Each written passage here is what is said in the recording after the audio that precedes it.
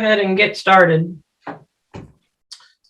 Okay, so I would like to officially open, it's 7:30, hearing for the Littleton Conservation Commission, and it is March 22nd, 2022. And before we get into approving of minutes, we have the Director of Finance and Budget here for the town, Alicia Nunley-Benjamin, who would like to speak with us and offer some insight on some funding regarding cell towers. So Alicia, it is all yours. Thank you. Pleasure to have you here with us. Thank you, Sarah.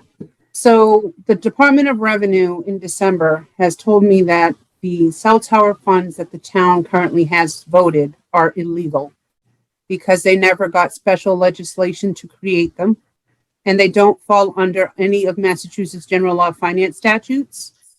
So DOR has instructed me that I have to close them out to the general fund, or they will not set our tax rate next year, which would shut down the town. So obviously I have to follow what the Department of Revenue and the state tells me to do. What we did this year is in the 23 budget, we put $12,800 in the conservation budget because of that lost Oak Hill. And I'm still working with Littleton Light and Water because they believe it belongs to them, not to the general fund. So I'm going to have to reach out to DOR. We're both doing research right now. If they purchase the land with enterprise fund money, there is different statute in the law that says it can go to enterprise.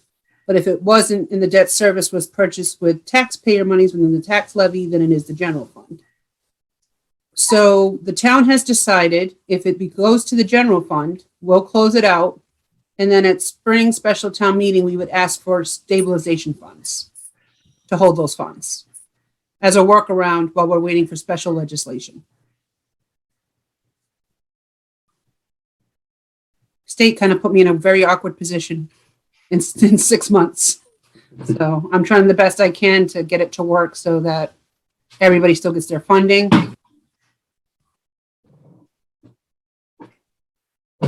Commissioners, does anyone have any questions while we have Alicia here with us?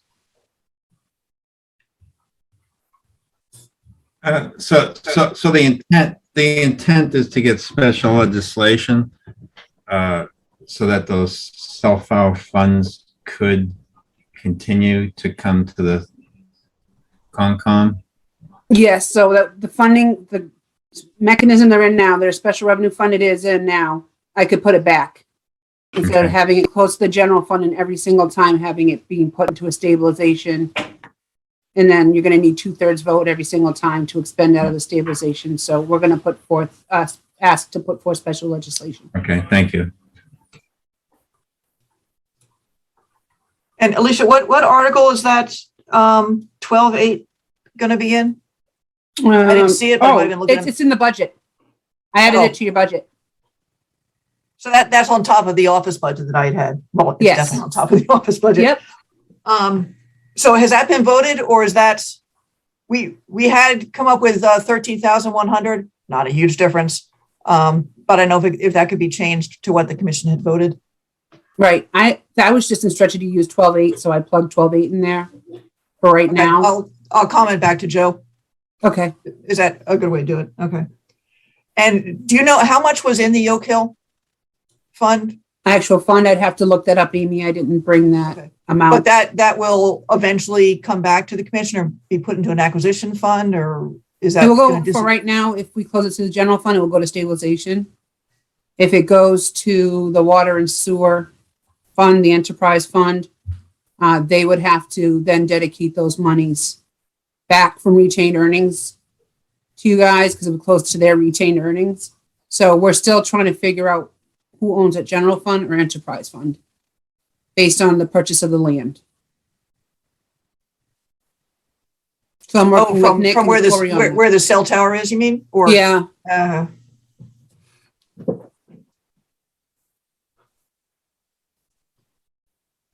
And I may have missed it. So there's going to be, you think, eventually an MOU with Light and Water and us and whoever is involved in all this, or?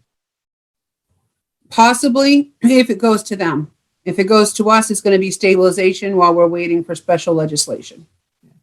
Okay.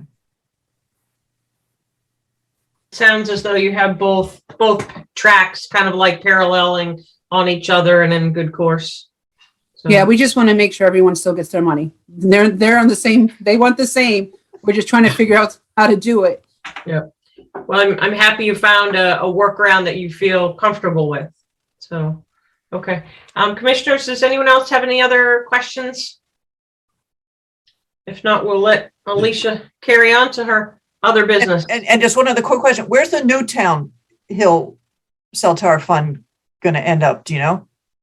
So there's three. There's the Spectacle Pond, which does clean lakes. There's the New Town, and there's Oak Hill. The state has identified all three to be close to the general fund.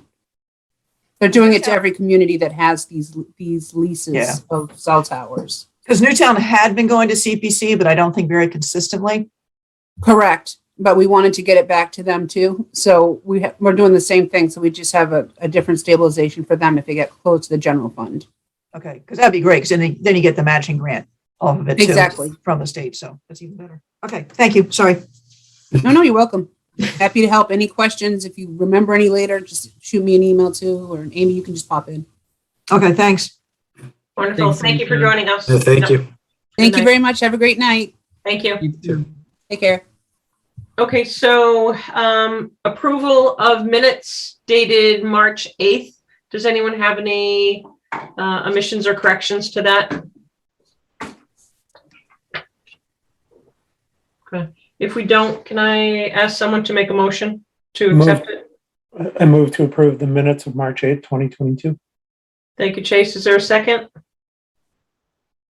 Second. Thank you, Brian. Who would like to do roll call? I'd be happy to do it, Sarah. Thank you. No problem.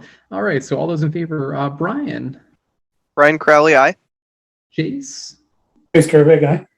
Kyle, Al Maxfield, aye. Carl, Carl Melberg, aye. Sarah, Sarah Seward, aye. myself, aye. It's unanimous. Awesome. Thank you, Andrew.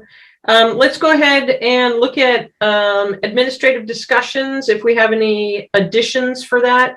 I have two that I'd like to ask be added. One that Amy does an update on the Amphibian Brigade with spring popping out last week. And then also I'd like to have a discussion about a meeting to actually meet with the four potential new commission members. So those would be the two that I'd like to add. Does anyone else have anything they would like to add to discussions? I'll add in the Board of Health request to possibly meet with some of the commissioners at their meeting tomorrow night. What's the topic of that? They are considering changing the regulations that there be more restrictions on SDS that are in the 100-foot buffer zone, not just the 50, basically. Okay. All right, let's go ahead. So originally listed was fiscal year 22 Oak Hill cell tower budget. So that's what we just did with Alicia. Any other, so there's no more discussion on that. So the applicants for the commission. So I guess what I'd like to know is, would we like to start the next meeting earlier by say a half hour, 45 minutes, and ask each applicant, you have four presently, to kind of just drop in a little meet and greet? Or would we like to set a different day for another meeting just to meet with them? So I think what we're hoping to do is to get that ball rolling, because we would then meet with the with the select board on April the 26th to go through those nominations again. So I asked the commission what you would like to do.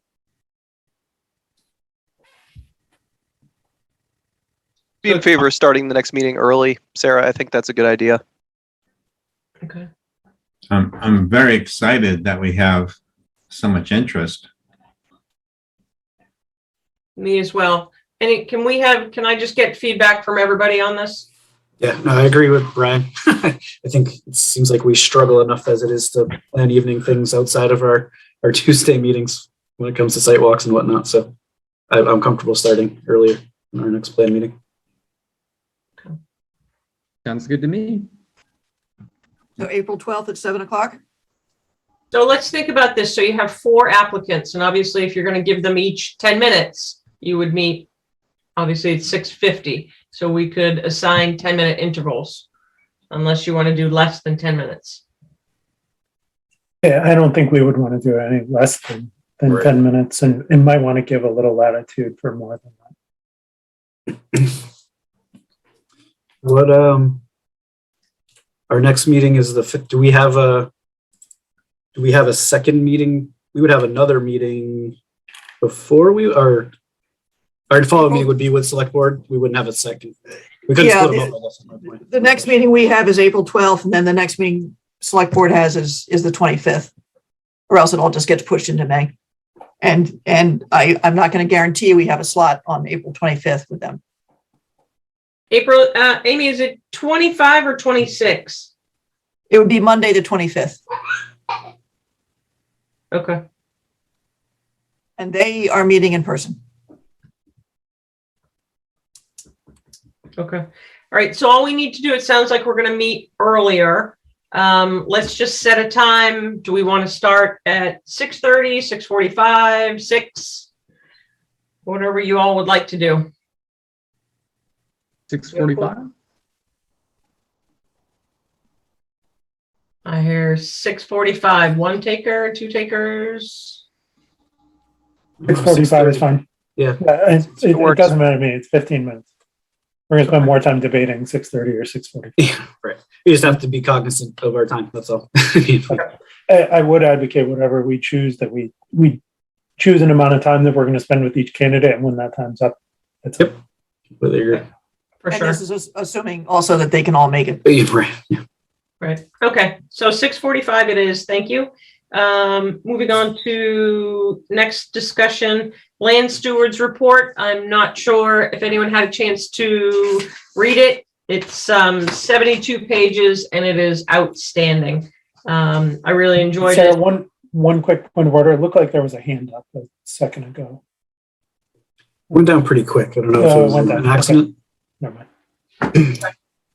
Sorry Okay. about that. So let's just talk about, if you haven't had a chance to look at it, it's very well, it's very concise. It's organized beautifully.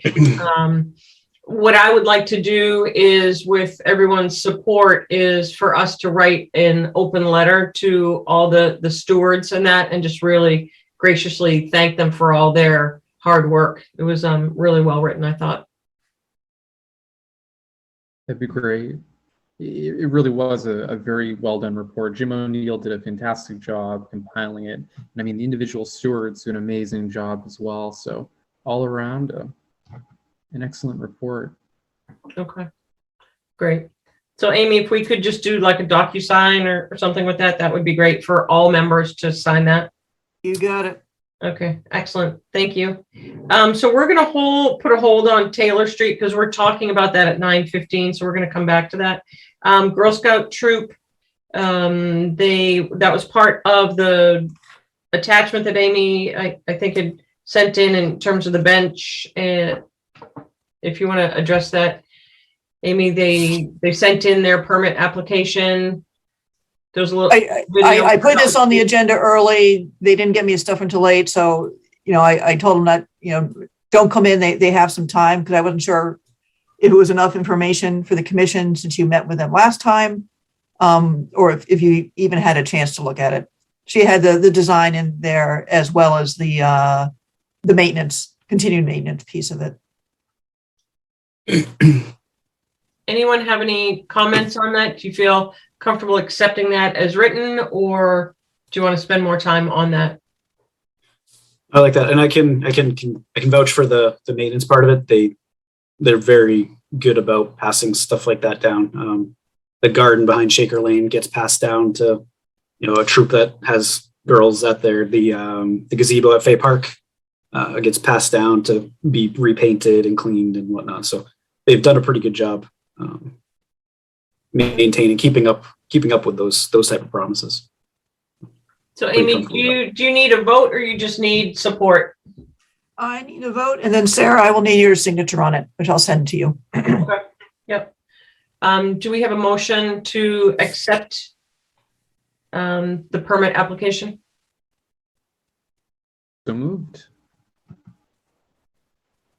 Second. All right, roll call. Kyle, Maxfield, aye. Brian, Brian Crowley, aye. Carl, Carl Melberg, aye. Chase, Chase Fairway guy. Sarah, Sarah Steward, aye. myself, aye. It's unanimous. There was a cute little video with that too. I thought that was neat. Okay, thank you. Amy, you want to do your Amphibian Brigade update, please?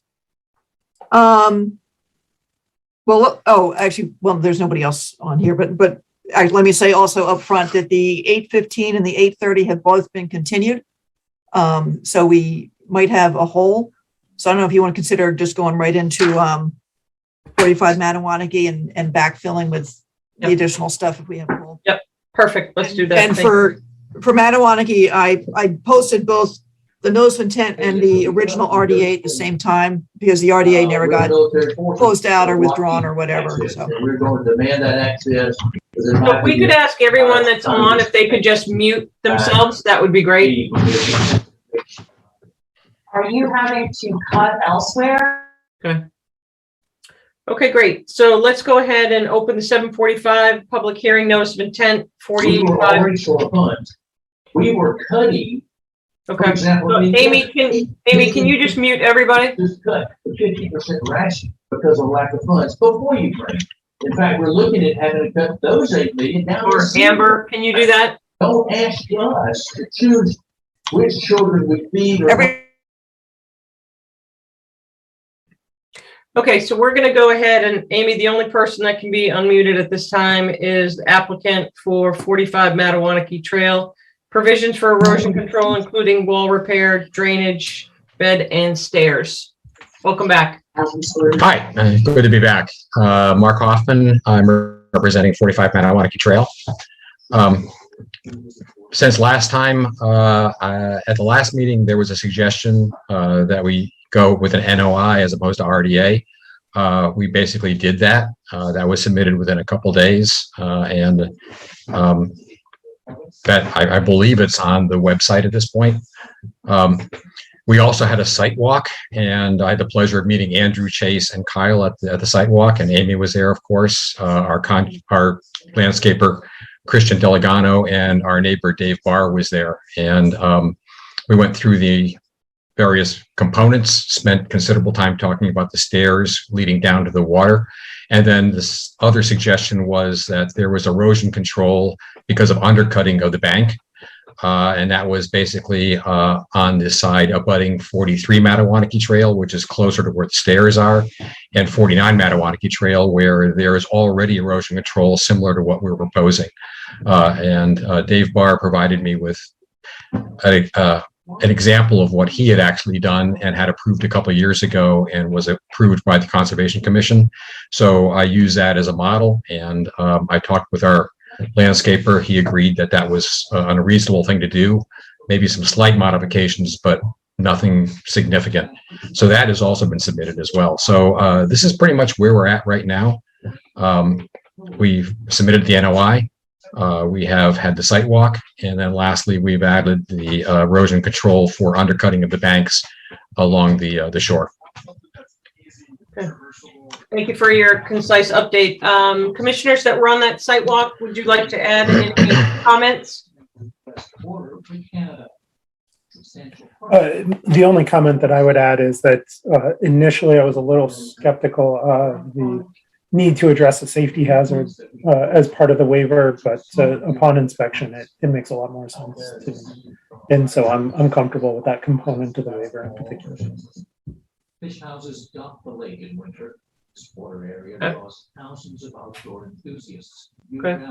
Does anyone else have any other questions? Amy, what would you like? I know we don't have a DEP number as of today. Mr. Hoffman, have you received a DEP number? I have not, no. Okay.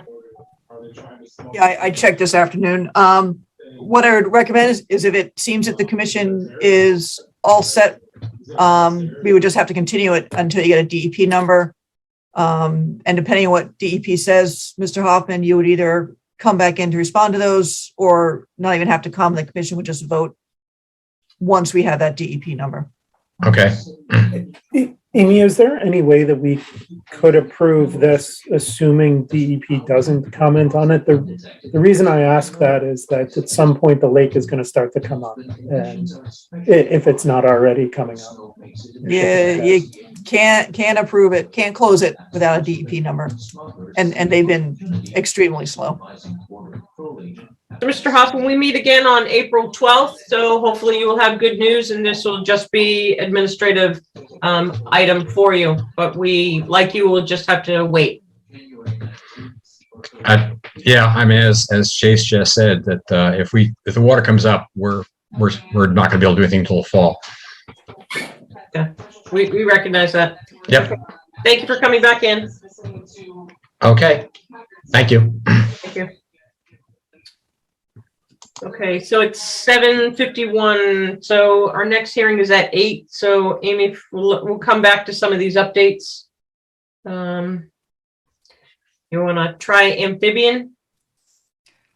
Sure, I didn't bring the numbers with me, but we may have had the big night on Saturday, which I of course missed.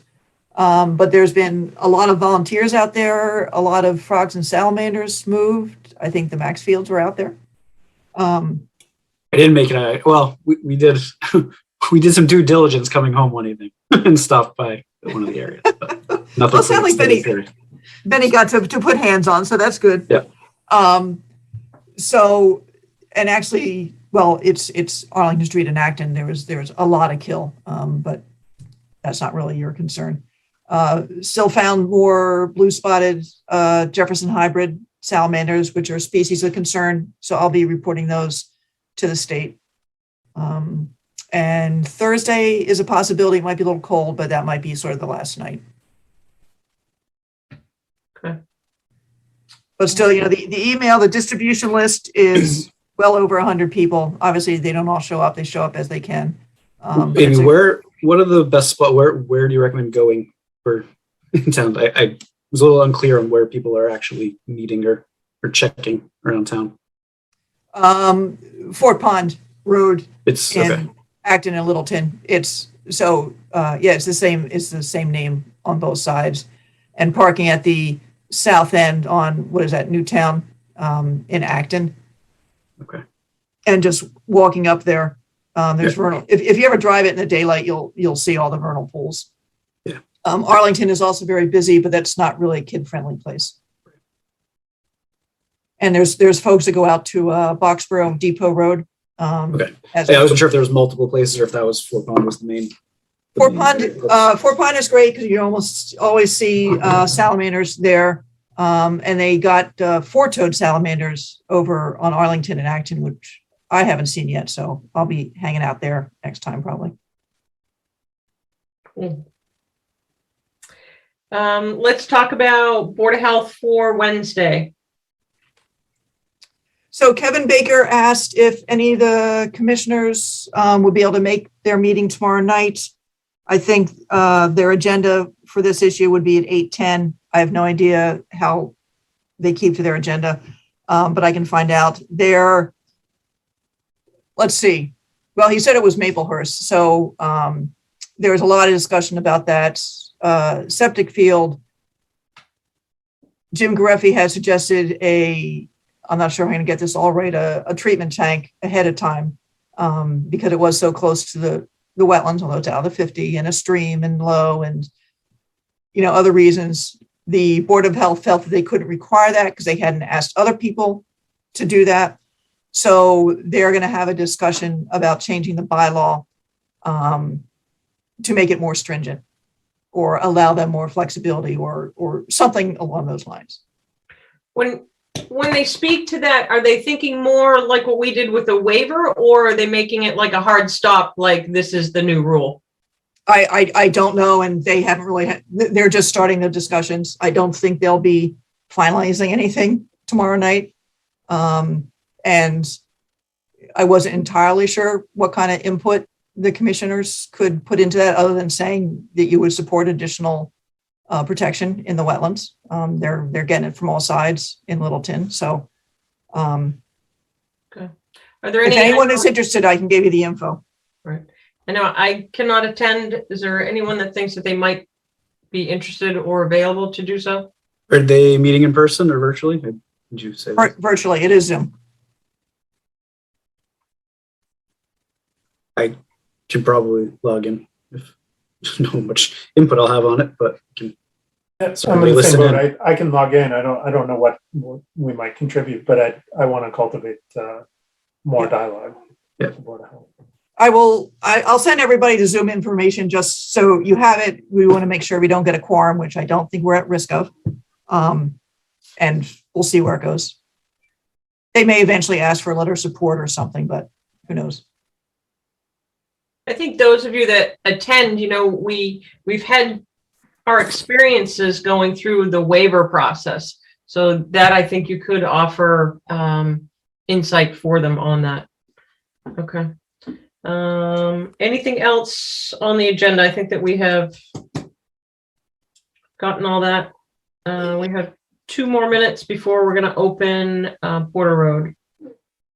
So as Amy mentioned, Maplehurst and Goldsmith are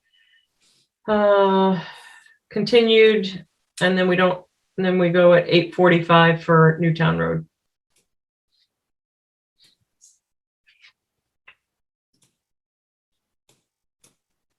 And I'll also let you know, coming down the pike, for the next meeting, I should be submitting some boardwalk stuff. And I believe the benthic mats filing is coming in. And I also believe 242 King Street, the treatment plant there, is coming in.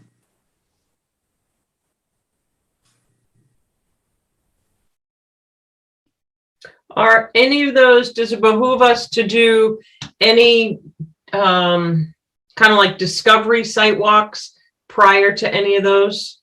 So that way we can kind of hit the ground running when they do have their open meeting? If anyone's interested, we could do boardwalk walks, or I could tell you where to go. I don't think there's much to see for the benthic mats. And I think everyone has pretty much seen 242 King. And what was the other one I was thinking of? Are there boardwalks staked? Well, the trail is flagged, and you'll know where you need a boardwalk pretty quickly. Put it that way. It's probably a good week to go see them. Yes. Okay. And I don't want to get into discussion too much. The Wellington Cooper bike trail is basically an after the fact permit. Okay. Beautiful bridge, perfect span, but after the fact. Okay. Maybe we can put that on as a discussion for the next meeting. Okay. Do we have people here for continued public hearing, notice of intent 22 Porter Road? I do not have a DEP number. It's R12-9-B. Addition to a single family house. Yes, for the record, Russell Tedford with Hancock Associates, representing John Corhoning at 22 Porter Road.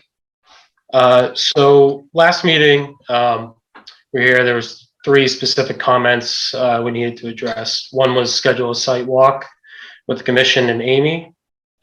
We did that. That was done last Tuesday. Our wetland scientist, Dave Cowell, was out there. They reviewed the wetland line. And from that meeting, it was agreed that the wetland line was what it was, and it is what it is.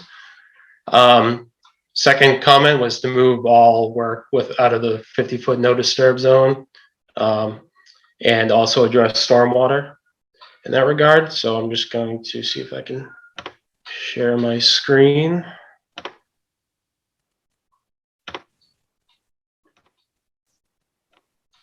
Okay. So we slid the proposed addition up about 3.5 feet away from that 50-foot line where it was once before, right there. And in doing so, that's kind of the limiting factor was the 10 feet off the reserve area.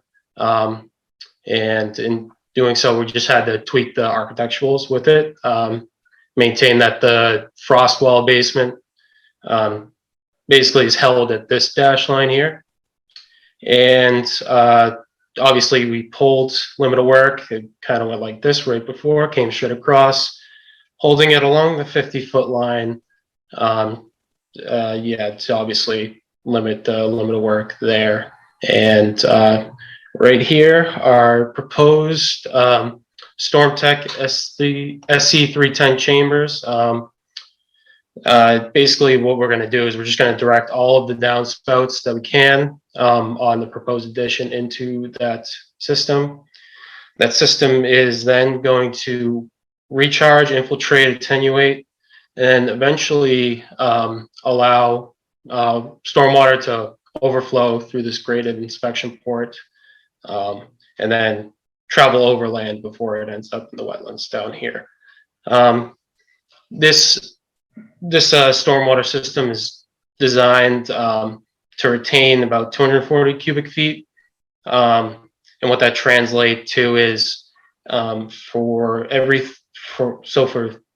the 3-inch storm, which is around the 2-year storm, it's going to retain all of that stormwater. And then as you go forward, the 10-year, it retains and then infiltrates through there. And we only really see any sort of discharge coming out of this inspection port during the 100-year storm, making this all compliant within Mass DEP stormwater standards. And all that information is included in the stormwater memorandum that we submitted, also with this resubmittal. And I believe that wraps up all the changes made to the site plan. Like I said, if you have any questions, I'm here to answer anything I can.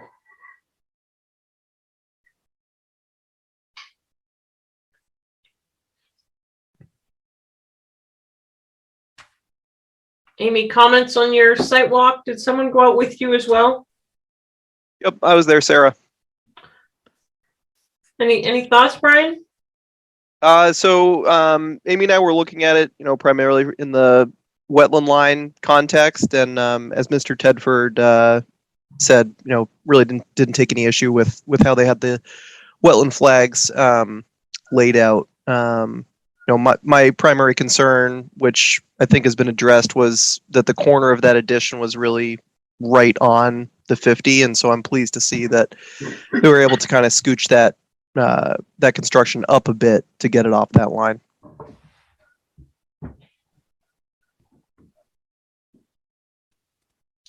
Any commissioners have any questions? I do have a question, Sarah. So, Mr. Tedford, if I understand the stormwater evaluation correctly, you're arguing that the infiltration capacity of the soil allows you to get up to retaining a 10-year storm event. Is that right? Yes. So obviously we haven't done any sort of confirmatory soil testing. All we have to go off of really is the testing done when they that was logged and recorded when they built the septic system. Mm-hmm. And they call it it was a silty sand and bony gravel. So in my opinion, it qualifies as a loamy sand, which has an infiltration rate of 2.4 inches per hour, which is pretty good in that regard. And given that we're maintaining the separation from groundwater, then we would qualify for that as recharge. Now, in the sentence in the storm report, you talk about how it'll retain capacity up through the 10-year storm event and then jump right to a 100-year storm event and say only in the 100-year storm event will the chamber overflow. Mm-hmm. What storm events between 10 and 100-year are you looking at, or did your analysis jump all the way from 10 to? Typically, when we model stormwater, those are the 3 storms we really look at: 2 and 10 and 100. We really only look at the intermediate storms when we are designing roadways. The 25-year is an important storm that they look at for designing roadway. Like I said, the bleed out in the 100-year really isn't too drastic. Like let me see if I can. Oh, no, it's not outlined in there. Yeah, to be honest, you don't quantify that.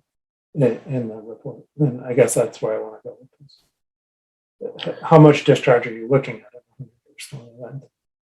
Yeah.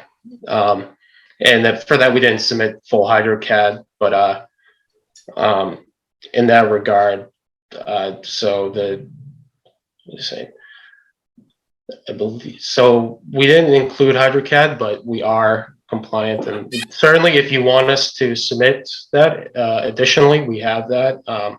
We just felt like that this was such a small project that, you know, the 240 cubic feet that is being captured currently was certainly like an over design, and that it does indeed, you know, retain that 100-year peak rate attenuation that we were looking for.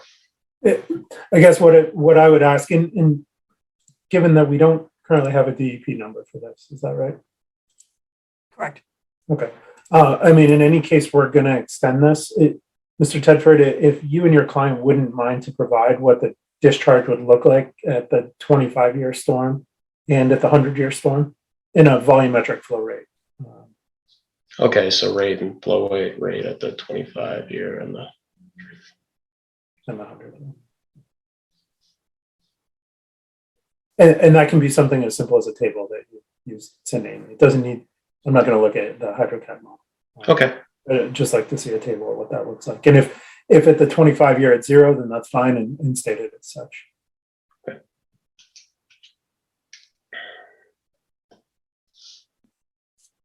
So I have a follow-up, Mr. Tevers, this is Kyle. As far as, is this system strictly collecting stormwater from the addition, or will this be collecting everything from the existing house as well? Just the addition. We can certainly look at putting more, you know, downspouts in there, but like I said, elevation might limit, you know, obviously stuff on this side of the house. I don't think we're going to be able to capture anything and put it in there, but certainly I can look at, you know, maybe anything that comes down over here or maybe there. But like I said, I would have to, you know, take a look at it.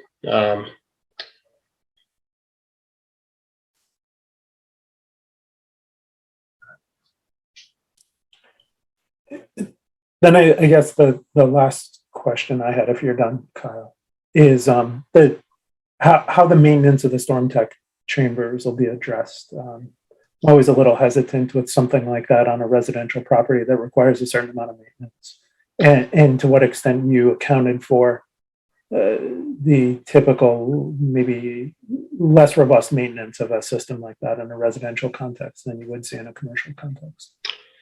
Yeah, so we have a couple of covered inspection ports as well as this graded inspection port, and through there you can really see how the system's being held up. If it's actually infiltrating water, if it's you know, if it's holding water in any regard.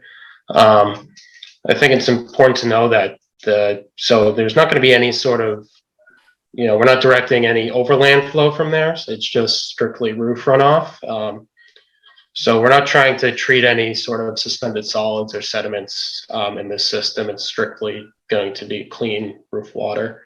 And I think in terms of maintenance, it's going to be pretty minimal. Obviously, if something drastic were to happen, it were to get damaged, that would have to be replaced. But in terms of upkeep, it's pretty minimal. The question for the board, do we, commission, do we have the authority, and if we do we have the appetite for requiring something like I don't know, an inspection once every 10 years, or an inspection of this when the property changes hands, or something like that? It's essentially akin to what you would see with a septic system, right? How many septic systems have we seen in town where the leach field was shot to hell 20 years ago and they're still using it? I'm just worried about a system like this ultimately contributing substantially to a flood condition. Given that it's in the riverfront area, it's, I think, worth our attention in the long term, not just in the permitting process. Well, you can make that a condition in perpetuity. so that even when the certificate of compliance is issued, that particular condition is pulled out, which is only as good as the attorney who is reading these things. I could probably also flag it somehow in the view permit through the building department. Would that be attached to a deed? So how would that be? Well, the order conditions and the certificate of compliance will be on the deed. So, you know, when someone goes in there to the registry of deeds and looks up 22 Porter, there'll be a whole list of things associated with the property, including the order and the certificate. Right, but my only concern is that once the certificate has been accepted, that people just kind of read that and be like, oh, that was way back when. So that's why I'm curious how we could tie that to the deed in some other motion. It's a good question. We'll have to see if there's an answer. Yeah, I was trying to think, because we don't run across this much. As a matter of fact, I'm not sure if Kyle and Brian have run across this. This is one part of the bylaw that we don't trip very often. It's single family homes in particular would not otherwise trip the DEP stormwater regs. But the bylaw says that if it's more than 1,000 square feet, which is actually under, or 5%, which is over, then you need to, as best you can, meet the stormwater guidelines. So I think there were 3 or 4 that I could think of that have gone through this as single family homes and basically came up, well, the Bruce Street, Sean Keenan's, that was what, 2 or 3 houses. They did an infiltration basin, above ground basin, but the other 2 or 3 did basically this kind of system, well, a Coltec. So the same idea, underground infiltration. And the fact that they're doing this, I'm comfortable with this as a stormwater management approach, given what's put forward and what I expect Mr. Tedford will tell us with respect to the flows. I am just concerned about this in perpetuity. Well, we did ask, I mean, it's sort of an entirely different thing. Steve Marsh to record basically a restriction, monumenting the do not pass signs on his property over in Wellington, which was a very simple statement on the deed, which people might be more apt to read than going through the certificate of compliance and realize that one of them is still alive. At a minimum, I would want to see, if not inspections every certain number of years, some requirement, if we can, to compel a new property to complete an inspection, not unlike a Title V. Do you think, Amy, you would be able to look into the mechanisms by which we could go about doing that between now and the next meeting, given that we're going to have a next meeting?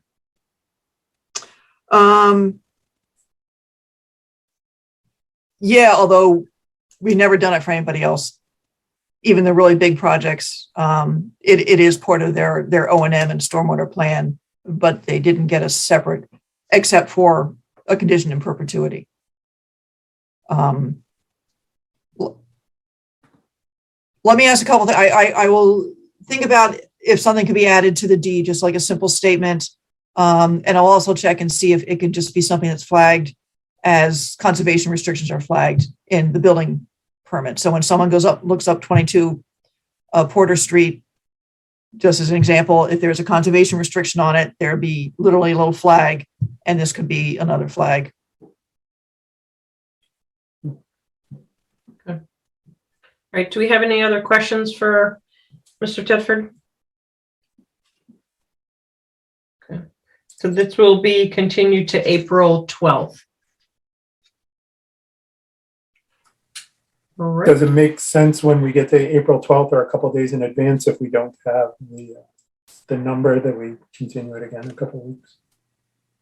I will be bugging DEP, and Russell, I would suggest that Hancock do the same thing.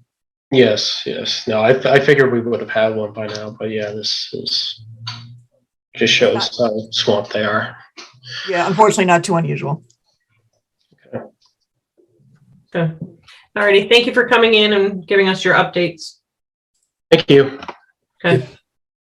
Thank you. So our next hearing is not for 30 minutes at 8:45, which is 8:28 Newtown, which I believe he's just popping in very quickly and out. So Amy, you have all ears for you. Anything that we can How can I entertain you for half an hour? I was looking into, I can't remember now if this is the bylaw or the regs.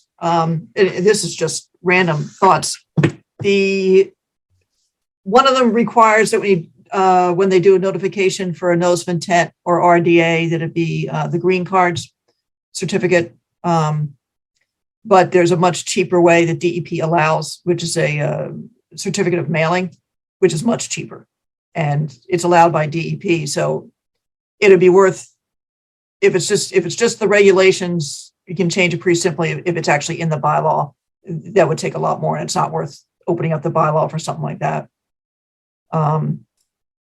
What's the functional difference between those two? The green cards are like $7 or $8 a piece, and you get the signature back. And the certificates of mailing is an 8.5 by 11 piece. You put as many return addresses on it as you can, and the post office just charges you for that. And it's a certificate proving that you mailed it. And that's, But not proving receipt to right, which is all DEP cares about, because they don't require proof of receipt. You have it on big projects, you don't always get them back, especially in a timely fashion.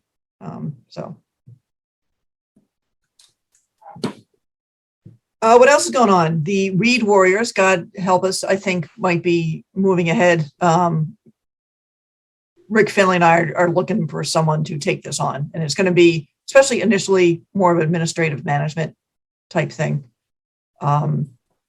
So I'm getting some signs made up for the garlic pool in April, just signs around town to let people know it's time to do it. And a couple specific areas. We're going to do a training. If anybody wants to know how to deal with invasive species, Rick and I are going to make it up. And there's a lot of interest. Or you're going to... Yeah, so it's because we're doing this with SVT. So they have a pretty, I don't know if I say stringent, but I did tell them the requirements to get certified as a Reed Warrior, people aren't going to do. But, give them a little latitude and they can do it. It was a certain amount of hours a month and all this stuff, and you're not going to get that. But SVT has already had 2 Reed Warrior trainings in town, as well as other towns, very well attended. And what they want is for towns that are participating in this to start running their own trainings. So hopefully I ordered another extricator. The Anderson now will have, I think, 3. Oh, perfect. And see what people can do. And I'm going to meet with Land Stewardship Inc., who are the people who are doing the Phragmites control over at Brown's, about what they might recommend either around the foundation at Brown's. I think that's all honeysuckle. If they can come up with something there, and I picked that, frankly, because it's not in the buffer zone. Or if anybody has any other ideas of something that needs tackling in town. The other one I was thinking of was the Phragmites that's coming in over at Cloverdale to get it early. I can always put the plug in for the orchard. Invasives on those trees as well. I'm not spending any money on the orchard. Not really my property. What we might want to do is when we're doing our chats with those other 4 applicants, the Weed Warrior might be someone, it might be just something that someone, if they, don't come on as a commission member, that might be something that they'd like to tackle as a layperson as well. One thing I thought that in terms of interviews, I'd like to have a set of questions so that we are very consistent in our 4 applicants. So that just kind of made me, when we were talking about the weed warriors. So I'd like to try and come up with what you all would like to know from your applicants. And this might be a good time that we can just at least come up with 3, 4, 5 questions. That's a good idea. Will you help with weed warriors? Yes or no? You're out of here.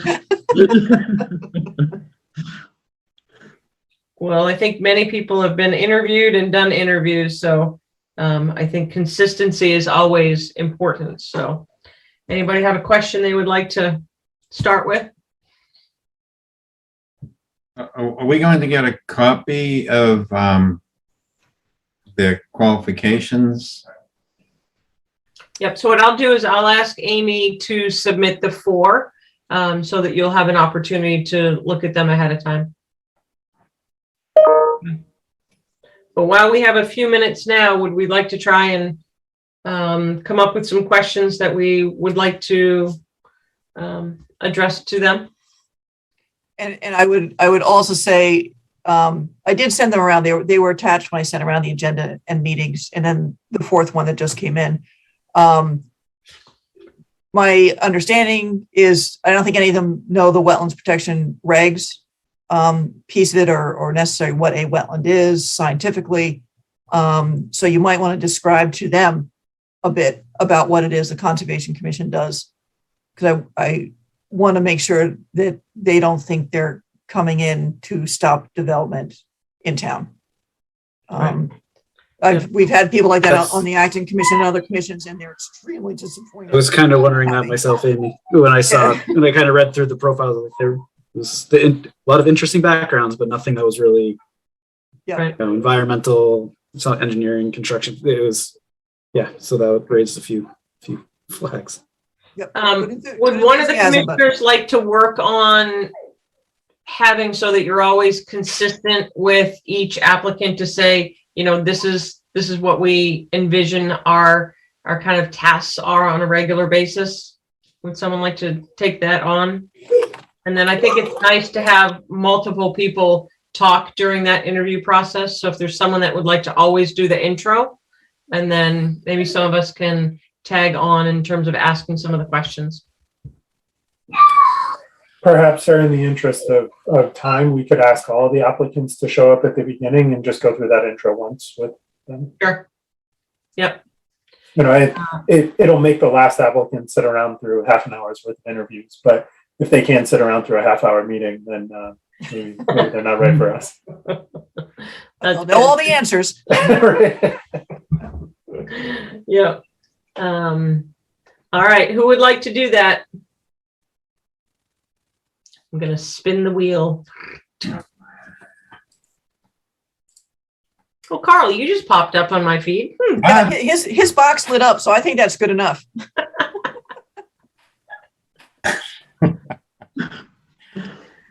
So, what am I doing? Explaining?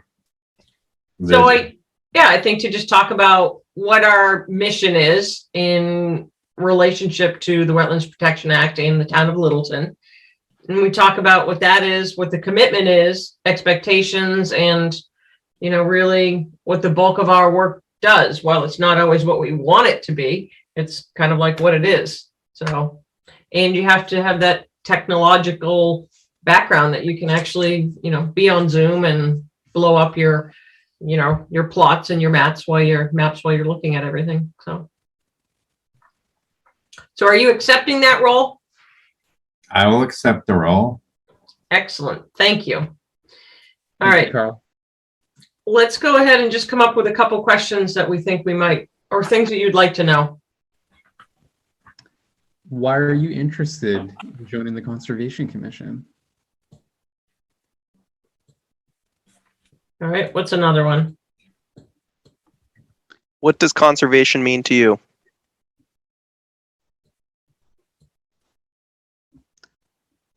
Are you familiar with our role in town?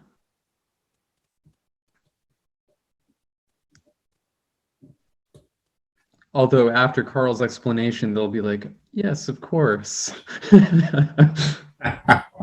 Well, but it might be interesting because they would have maybe followed us on perhaps a development or an acquisition or something like that.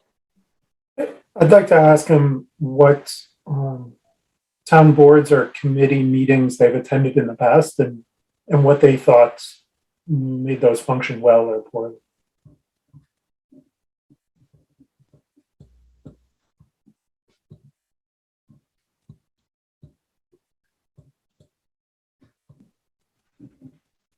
And how about, are you familiar with the open space properties held by the commission?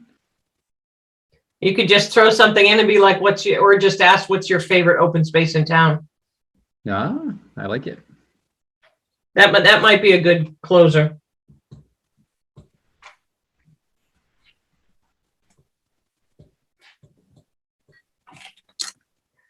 Okay, I think that's good. So you've got like 5 or so. That would be doable. Okay.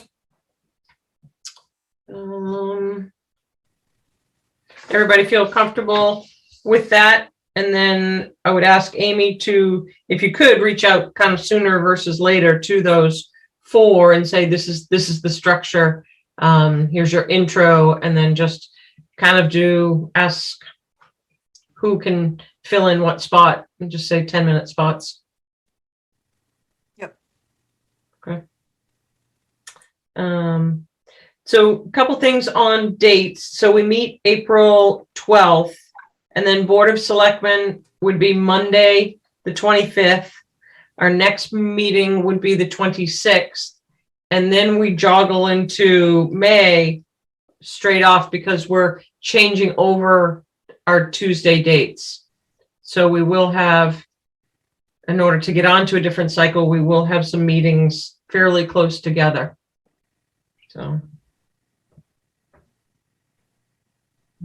Sarah, in terms of schedule, but wrapping back to the interviews, after thinking about it, I think we should start at 6:30 because we're going to want 15 minutes for us collectively to talk about those and if we're going to make a recommendation or not to the select board. And we haven't left ourselves time to do that. Okay. Yeah, and don't start arguing among each other about what it is you do.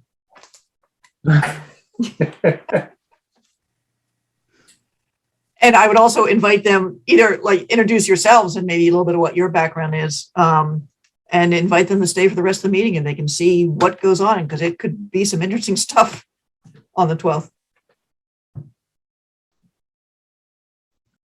That's a good point. They could sit through a meeting. I don't want to do this. It's part of which actually would be a wonderful conclusion. You know what? This isn't the way I want to invest my time in the community. Good. Go find a better spot for you. Yeah. Right. Yeah, you can But certainly... it is interesting because before we kind of put forth who we think might best complement the committee, that there may be someone that after spending time with us may peace out because it's not what they want. So I think it might be nice as the follow-up for Amy that next day is to say, although we are going to meet we'll have time. We'll have time in between that to talk about that. Okay. And I will check with Joe and Anthony and see if the select board is going to want an actual recommendation ahead of time or just the night when the select board does their interviews, at which point you could also ask more questions, I believe. So. And can you remind me, in that process of them interviewing that night, are they putting forth a recommendation that night or do they ponder it and let people know later? Chase, you would remember that. Yeah. Typically done that night, which is not to say that it can't be deferred, especially something that's not time sensitive like the Conservation Commission. But I would expect them to intend to make a decision that night. And then they would have to be sworn in. So what would their first meeting be, Amy? Would it be the first one in May or not really? Oh, if they can get in sworn in that quickly, yes. Okay. But because I think, well, we meet on the 26th, but I don't think they can get sworn in before the 26th. But they can sit in on the 26th, which would be a good thing to get up to speed on what's good, might be continued. And then we're meeting that first week in May because of how things worked out. So they can get sworn in right away.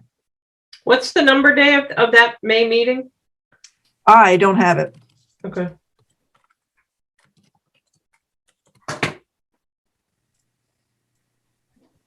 I will look. Is it May 3rd? 3rd would be the following week from the 26th. Yeah. So then we would be May 3/17. Yep. Okay. But then you'll get 2 weeks off. What are the date? I'm sorry. What are the dates of our April meetings? 11 and 25.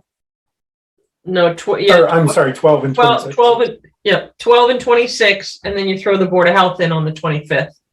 Okay. Some point here, I'll remember that we meet on Tuesdays. Yeah. We'll send out a reminder with a calendar. Okay, we have 15 more minutes. Anything else on discussion items? I have one other question for Amy that I had forgotten to bring up, and I haven't been paying as much attention as I should. The assistant conservation agents. Yes. Approved. Still Added to the budget anyway. after the budget. Okay. God knows, I'll believe it when I see someone standing in front of my office. There's a lot of conservation commissions looking for agents of 40-hour part-time, anything, and they're not getting filled. So if anybody knows anybody, or if anybody knows anybody who doesn't want to be a consultant anymore, you want to go on the other side of the table. Part of the big quit, Every day. Yeah, she's nailed it. Yeah. Don't come to Littleton. It's not the little town, quiet town I thought it was.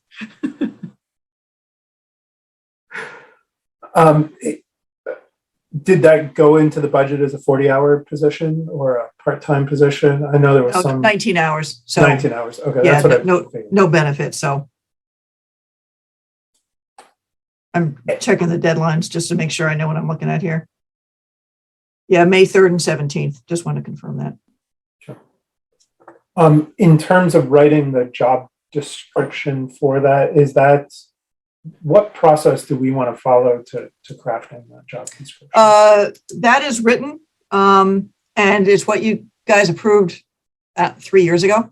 Oh, okay. I can send it back around in case you've got anything.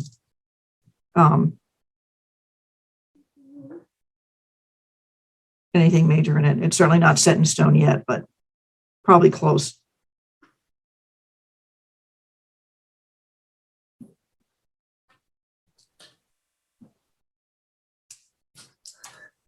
And with that, the likelihood, I guess, of this coming up at town meeting as a particular item someone wants to strike from the budget seems remarkably low, but we might want to make sure someone is there to at town meeting to speak to the importance of that position. Yeah.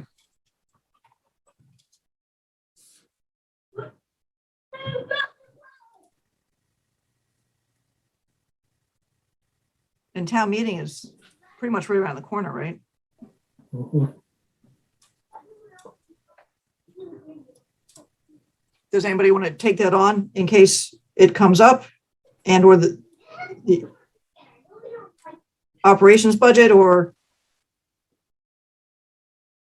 I'm happy to be, I'll be at town meeting. I was to say I'll be at town meeting as well. We always attend. So.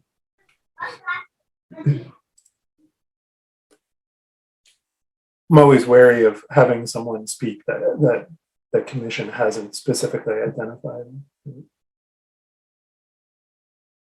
It's always this gray area. Well, I sit on the commission, but I wasn't really sort of speaking individually. Probably for something like this, so it's not that big.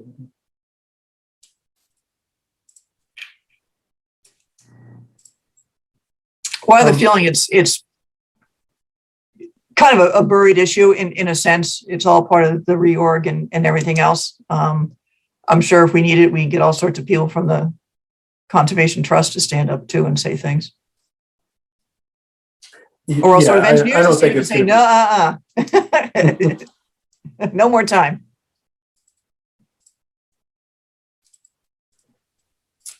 And since we have a couple minutes, I have one other thing I wanted to bring up. So if you fill in our time a little bit, but Mill Pond and the dredging design there, has anything changed on that in the last 6 months, year? Do we expect anything to ever happen? Yeah, my understanding is it's a dead horse because there's no way of getting rid of the sediments. It's just incredibly expensive. And apparently, I don't know if it was DEP or one of the federal agencies who just nixed the idea of filling the upper marsh, which they had approved in other places, but it sounds like it's just not going to happen. Okay. Speaking of dredging, how about over by that Long Lake project, the pre-pond or whatever? Yeah, actually, I had a little bit of discussion with them because initially they were saying that's not jurisdictional. I said it is because it was created in a wetland and the stream does flow through there. So they are still having the dredge issue, but Geosyntec, I think, is going to be either has put in a bid or putting in a bid, pulling together something for it. And they will be filing a notice of intent when they're ready to go. And it is in bad shape over there. I think the area needs a land steward, basically. I met Matt Silverman out there, and it looks like someone's been going on there and clipping stuff off pretty right at eye height. So it's not in your face, but there's a nice little bungee stick right there. So there's some odd clearing going on.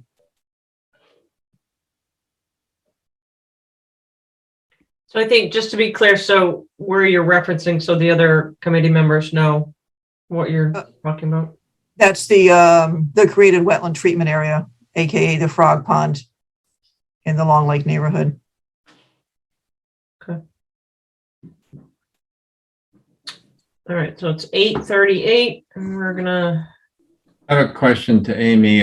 Whatever happened with the Mary Shepherd Trail? It just fizzled with COVID and so much else going on with the boardwalk. So nothing really happened. It's almost, if you had walked it, we was talking about having Jim mow it. Then his mower broke and then he got tied up with all the boardwalk stuff. So nothing has happened. No decision. No decision. And I think, if I recall, I think that the last decision was to try to get it sort of mowed so that everybody could see where it's going to be. But if everybody hates it, it can just go right back again. And I'm not even sure if the stewards, they were going to put up a no trespassing sign on that one area where the trail led right into someone's lawn. I'm not sure if that ever happened either. I bought the sign, but I don't know if it got put up. And Sam Bell is going to be mowing it this summer. The big field, not the trail. Thanks. So one thing just to follow up, the reason that we held off on the discussion for Taylor Street with the new well and sampling is that you'll see at the end of the agenda, you have that there. Corey's not coming in tonight, but there will be someone to talk to that.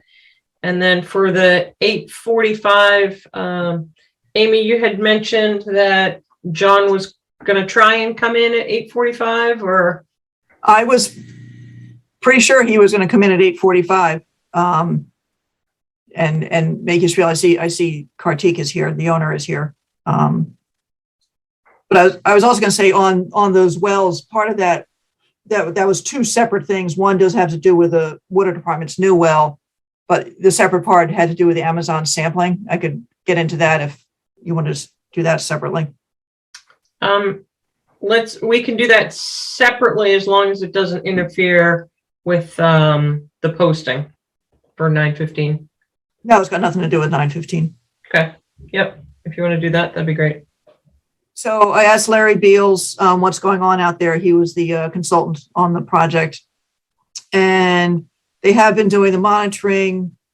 And he said, I should have received the reports, but they'll make sure I do get it. So he did send, and I haven't even opened, the monitoring well installation report and test results from June 2021, the Q2 testing of September, and the Q3 testing of December 2021.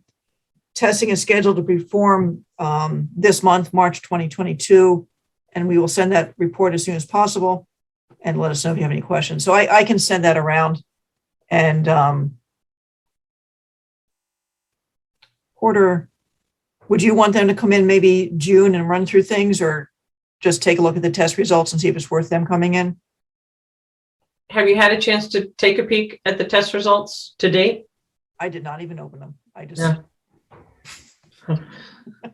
It should be pretty obvious. We have plenty of time to, if you can pass those around, to look at them before we have to say come in June. Actually, tell you what, I'll do it right now. We could discuss this again. Sorry. Oh, maybe.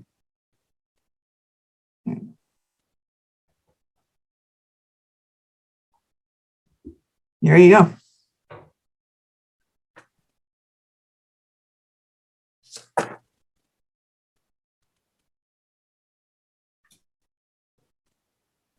And I'm not sure if anything else is going, the open space and recreation plan update. There's going to be money coming from CPC for that if that gets voted at town meeting.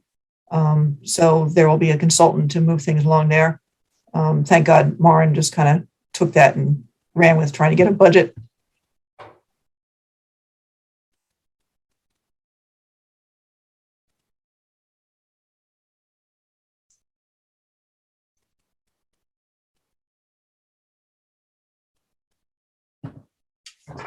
Oh, and I would strongly, we should maybe set up a site walk out at Cooper to look at that basin and decide how y'all want to proceed up to including an enforcement order. But I think it's worth a look, and actually you can take a look at the bridges down there at the same time. Are we supposed to get rain this week? Like, are we in danger of that overtopping or any failures or such? It's not going to overtop. I personally believe it is under draining. I think, I don't know if it's running along the pipe or something, but it's not overtopping. It's just draining right out. Can you tell? Down the trail and into the wetlands. There's the sediment hasn't gotten into the wetland yet, so it's not. This is where they had the breach, that area. So The Basin 4 beach, not the Basin 1 beach. you can actually see the trail of sediment? Yeah, it's kind of rocky stuff, so it's more like it's cutting into the sort of small gravel, but yes, you can see it. Too bad you can't do like a dye test. Probably could. Yeah. I've done that. I've seen that go through embankments. It moves when there's a problem. It would happen.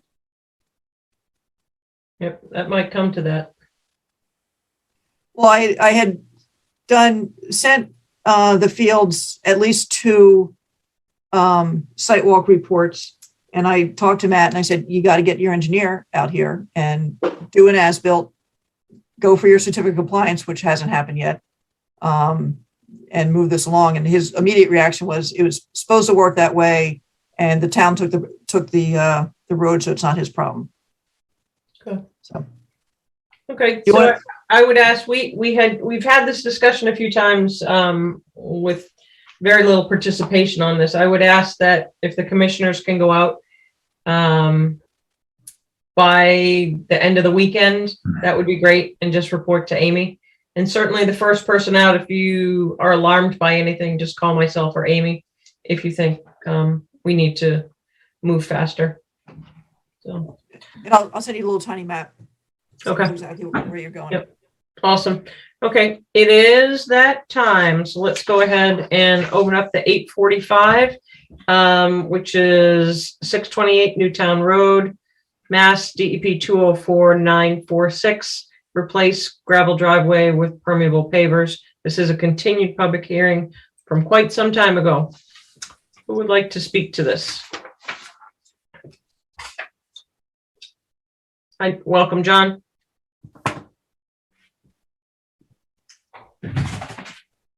Oops, I still can't hear John. John, I think you're muted.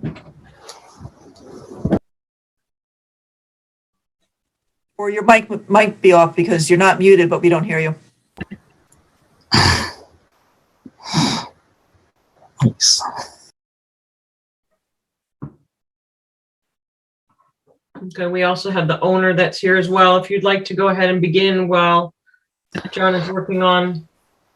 Yeah, I think, yeah, hi, thanks.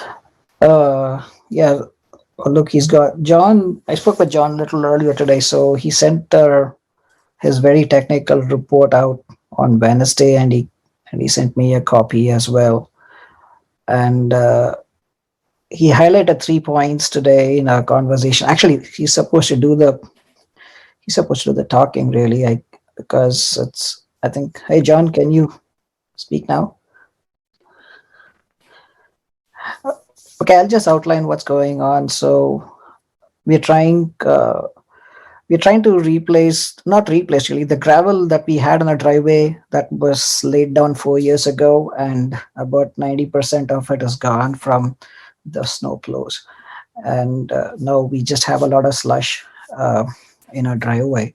And the proposal was to put together a paved driveway using permeable pavers that would be good for another 20 years or so, because it's high time I replace the gravel in my driveway, which is supposed to be done every couple of years. So it's either lay a new bed of gravel every 2 years and watch it go away, or put together this permeable paver surface that's supposed to that should last like 20 years or so. And the report that John submitted is a little bit too technical for me, but what I understand from it is that the runoff from using the permeable pavers, there's a significant decrease in the runoff from using the permeable pavers as opposed to the existing gravel surface. And that's really, yeah, I think John is here now. Hi, can you hear me? Yeah. Go ahead, John. All yours. Hi. Sorry about that. Oh, Amy, can you mute his video on? I'm going to do that right now. All right. Is that better? Still getting quite an echo. Yeah. You need to turn not the phone one on mute. The actual I'm just going to device. disconnect my, I'm just going to leave the meeting. Hi. Is that any better? Excellent. Yeah, that's better. Okay, go ahead, John. Okay, hi. Yes, thank you for hearing us tonight. I'll be as quick as I can. I think I was sent off with a direction to come back and explain to the commission why permeable pavers are a better solution than the existing driveway. So I submitted a letter last week that included some clean water toolkit LID descriptions about permeable paving and porous paving, as well as a Hydrocad evaluation of the existing driveway versus the proposed pervious pavers. I think it's clear, and I think anyone would recognize that permeable paving reduces the stormwater runoff. It increases the amount of stormwater recharge directly into the ground, and it can reduce the transport of both sediment and other toxic materials into the resource area by directing them into the pervious storage system. I referenced not only the the Mass Clean Water Toolkit, but also several local studies of the evaluations of permeable and porous paving systems relative to impermeable systems. And I think it's universal that there is a reduction in that peak flow, also a decrease in that transport of sedimentation or other materials, and an increase in recharge. That's a fairly, I think, accepted position to take. I wanted to try to evaluate in terms of some quantifiable result this permeable paving versus the existing gravel drive, and that's the point of the Hydrocad routing diagrams. And I'll just quickly run through those, and if there's questions, I'll be happy to answer them. But the three routing diagrams on the Hydrocad report, the first being the existing gravel drive. I don't think there's any surprise there. Under the 10-year storm, and I just picked a 10-year storm because it's a nice round number, and it has a significant depth in terms of rainfall.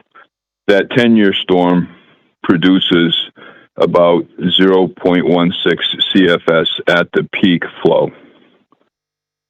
Then what I was looking for was, again, trying to find a number that I could present to the commission in terms of the performance of the permeable system compared to the impervious driveway. So I used that same catchment, and for the pervious paver driveway, I have to take an assumption, and I can explain that if there's any questions, but I assume that 50% of the stormwater is taken into the system and 50% runs off. And using that assumption, the peak flow for the permeable surface is significantly less. It's 0.10 CFS at the peak. And then the third is just an evaluation of the storage available underneath the pervious paver system. That's using 100%, not of the gravel drive, but just straight up 100%, all 4.6 inches or so of rain over that 24-hour period. At the peak of that storm, that storage system will see 0.19 CFS. 0.06 CFS is exfiltrated due to the soil, and the balance is stored in that system. And as the report indicates, the peak elevation at that inflow is 0.21 feet above the invert. So that to me is 2.1 feet of capacity used. And since the storage system is 1 foot thick, there's 0.79 feet freeboard available for additional storage.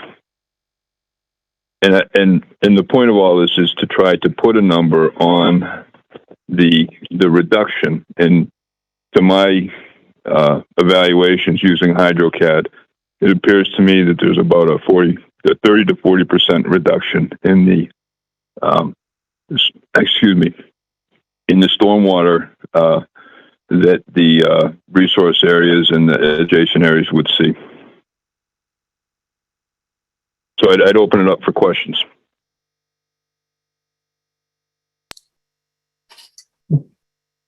Sarah, if you don't mind. John, you preempted my question about the 50% assumption and indicated you'd be willing to talk about that. Can you help me understand the basis of that? Because I think it's integral to your calculations. So. Me too. I spent a lot of time trying to find that one number that say the NCMA or maybe the EPA or maybe Mass DEP, somebody would recognize that says, hey, when you put down a properly designed and properly installed pervious system, you can expect to see a X percentage reduction. There is no number like that. And I after a while come to understand why. There's so many factors involved in there that it's really pointless to try to come up with that. There are many different publications, the NCMA and some other local governments that in their findings give a range where you could expect to see, given certain circumstances, a range from between, say, 50 to 90% effective at intercepting stormwater. For instance, the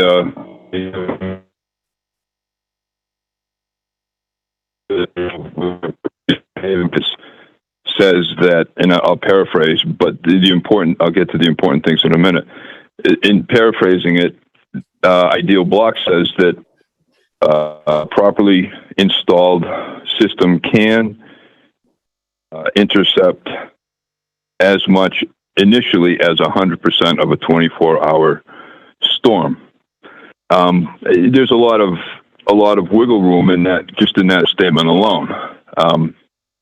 And I think it would be indefensible to say that any system could intercept 100% of a stormwater unless it was, say, a flat, maybe even a bowl-shaped permeable area. But given the slope of this driveway in particular, given the slope, I just don't see that even that range that the NCMA reports is a wise number to choose. So I every bit of information I saw, I factored in some conservative analysis, and so I eventually settled on 50. Again, it's a round number. I think it's probably a great deal more than that. The slope is relatively moderate, and the number of joints, the pure area of the sand joints initially is so significant that I think a 50% assumption is a fair assumption to make. I think it's conservative, rather. I'm not sure I disagree with you upon initial installation. My concern with any permeable system, John, is the long-term infiltration of it, and after it gets gunked up and crap grows in it and things like that. Sure. I think permeable pavement systems were really sexy about 15 or 20 years ago until people realized the amount of maintenance that needed to be implemented there. Well, again, I have some of that at my yard, and I will agree that when it was installed 20 years ago, it worked like a champ. I went out maybe a month ago, once we started to see the thaw during one of the rainstorms, to just see, and I know how it performs. It accepts some runoff. It would accept a hell of a lot more if I went and I cleaned out the joints. I think that's part of any system requires some maintenance. I think for this particular application, one of the conditions that I would recommend is, and I think it's already there anyway, is the prohibition of any snow or ice fighting materials like sand or salt or any of those materials that would tend to clog up the pores of that sand joint. Can I ask you a question about the blocks themselves, John? Do you Sure. Does the manufacturer give you a tolerance on the spacing between the blocks? Yeah, they're interlocking. They're fully interlocked. Okay. Yeah, so I don't think that you can get them too close together. I think that there are spacers on them that will prevent you from getting them too close. Okay. I mean, one of the things that I'd like to see here is a requirement that you use the maximum size spacer allowable for this type of block. In other words, keep the opening as big as possible. Yeah, I understand that the wider the joint, the better. Yeah. And I don't want you to deviate from the tolerances specified by the manufacturer. No, I understand. The other question I had was with respect to the reservoir-based course, and maybe I missed this in your initial applications. It looks like you're talking about 1 inch to 1.5 inches of crushed stone as a base course. Do I understand that correctly as part of the plan, or was that just part of the calculation for the runoff? No, I think that the storage is I think it's, I'm going by memory, but I believe that there's a sand base of 2 inches, and then I think that there's a aggregate crushed stone base of 1 foot. Okay.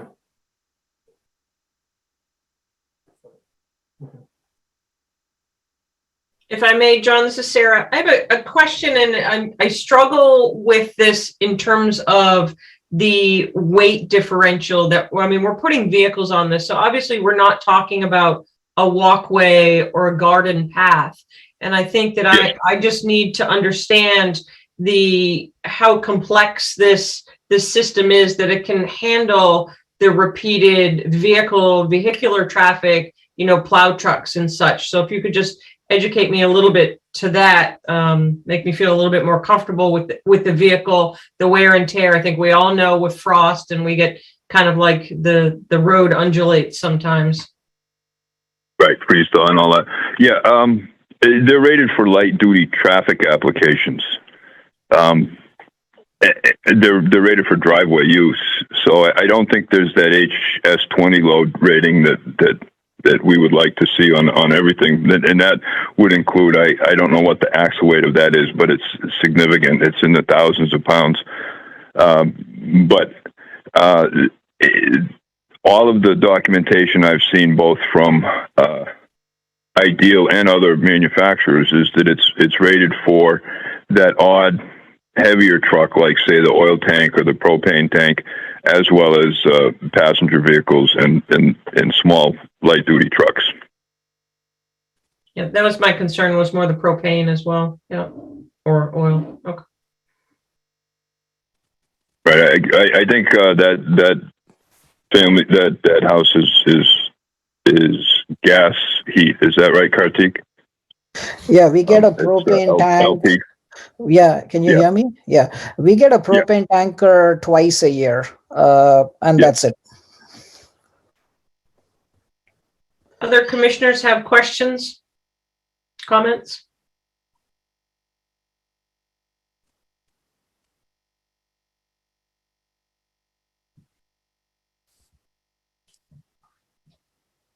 This may be a dumb question, but I'm assuming that the pavers are going to be plowed over. Do the plows somehow interfere with the infiltration over time as well, with the scraping? I think that goes back to maintenance, and I think over time there has to be some degradation in the amount of uptake. I don't think that, say, a typical plow blade would carry enough weight to say scrape off a significant amount of the surface of the concrete masonry units. But I think over time there is that maintenance issue. I don't think that it in all of my review and evaluation of material out there in cold weather climates, the biggest issue is prohibiting materials to be spread down to fight ice and sand, and it's more that's the concern. But again, wear and tear is obviously is an issue that needs to be addressed. So if I can ask a question, so from a procedural standpoint, what is the conservation, and Amy, hopefully you can help us with this, what vehicle do we use to help ensure monitoring is properly cared for? And I would tend to think that the operations and maintenance for this is probably even more important than something like the sort of cold tech system we saw over on Porter, because John's letter does mention vacuum trucks. And I'm sorry, was there a time period on that? at the very least, I assume you'd want that all to be part of a continuing condition or another deed restriction. Yeah, I don't think this is a particular vacuumed every season or every other season or every 5 seasons. I think it's something that certainly should be considered, but I can't put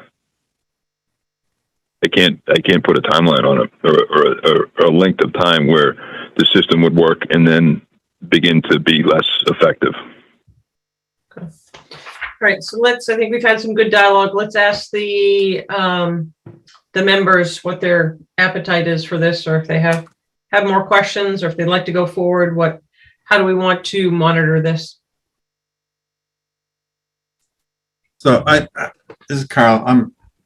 I struggle with this because it was permitted as a gravel driveway, and I think that originally there was some expression to do some other type of hard surface at the beginning, and we declined. It was a very difficult site to permit, as we all know, in the first place. And we did the best we could to basically allow access to this site. And it came down to the gravel driveway is what was permitted. So kind of looking at, we're taking a second look at this and kind of exploring some of the same ideas that we initially did.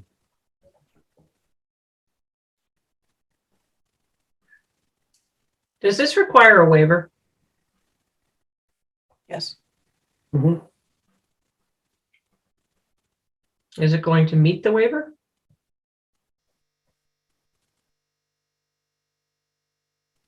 John, that's a question for you, or Kartik, sir.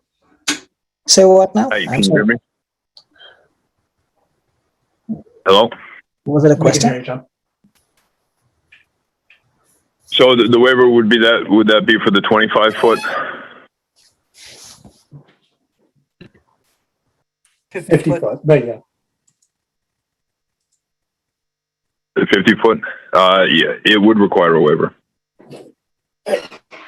And the basis of the waiver that they put forward in their initial application is that it would be in the public interest by reading off of it, by reducing sedimentation transfer to the stormwater runoff.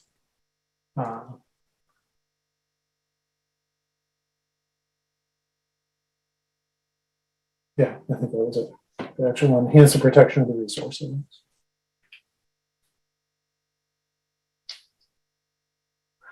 But in theory, nothing's supposed to be going in there anyways.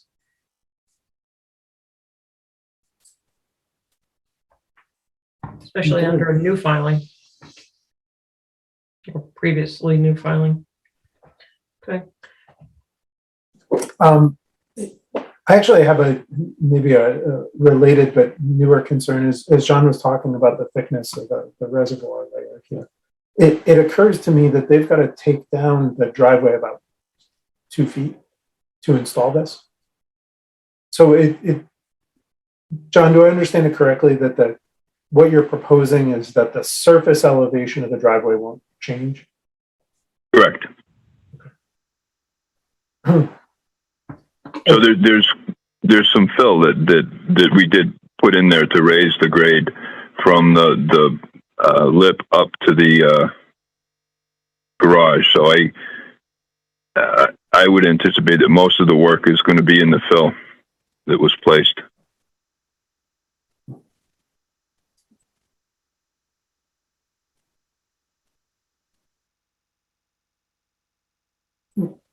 My 2 cents here, Sarah, is that I don't love it. I can ever so barely get my head around the fact that this might be in the public interest because of the regular disturbance of the gravel driveway.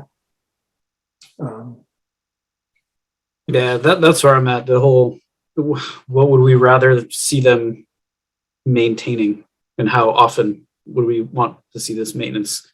If they're bringing in gravel or processed material every 2 years to, re-level their driveway, that stuff's going somewhere. Is it better that they are putting down these pavers and maintaining those every few years or every 5 years, and that's just cleaning out some joints? But I have a real quick question. When Chase, you just mentioned that they would be excavating down this driveway. John, you have a plan for that fill that's coming out? Assume it's not staying on the property. No, it would be hauled offsite.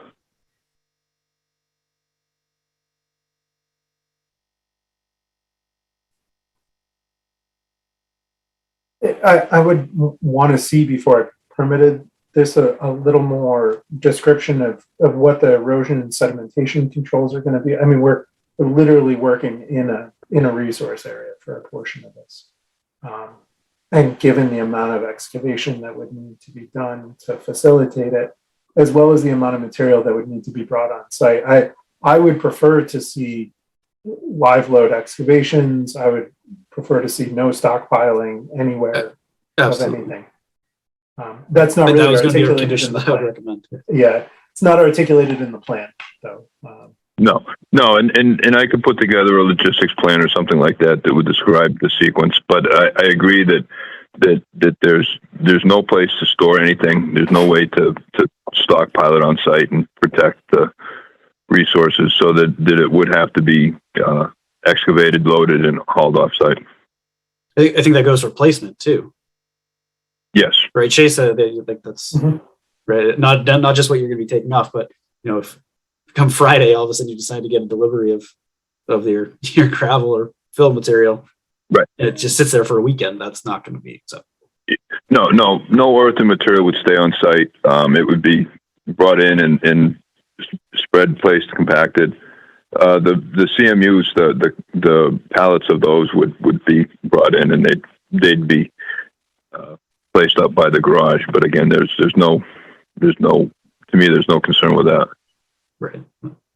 I think that we would have to have a site walk to know exactly where the work is going to be permitted. I'm very nervous of destabilizing those banks all over again. Okay. I would go so far as say it can't be in the spring, has to be during dry, after vegetation has come up on those banks for the year. There's probably going to have to be booms in the water just because there's so much flow on that brook now. I would do you even one better there, Sarah, and I would prefer to condition it such that we give a very specific amount of time that this project can occur in. John, you give us the sequencing you think, we'll give you twice as much time, but if it's not done within twice as much time, it gets stabilized and we start over. Understood. Yeah, I do think we need to be concerned about the precedent-setting nature of what we're doing, because we have been pretty strict of nothing within the 50.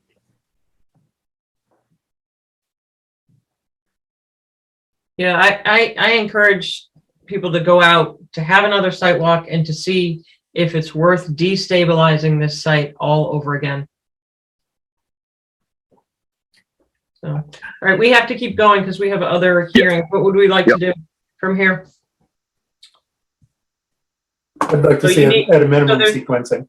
Yep. Okay. Okay, so I can deliver that for the next meeting. Okay. Yeah, that would include a time frame, John. Yep. Proposed. So that would be the April 12th meeting? Correct. Okay. And then upon review of that, we can look and see if there is a need for a site walk and to have things staked out to be able to walk through. I can't imagine, Sarah, that we could permit this without doing a site walk. Okay. You want to set one up now? Do you want to get the report in the workflow first? I'd rather see the report first and really understand where the majority of excavation is going to occur. Then we know what needs to be plotted for a site walk. Okay. John, can you flush out the maintenance for next meeting as well? What you see that looking like, frequency, kind of specifics on that? Yep.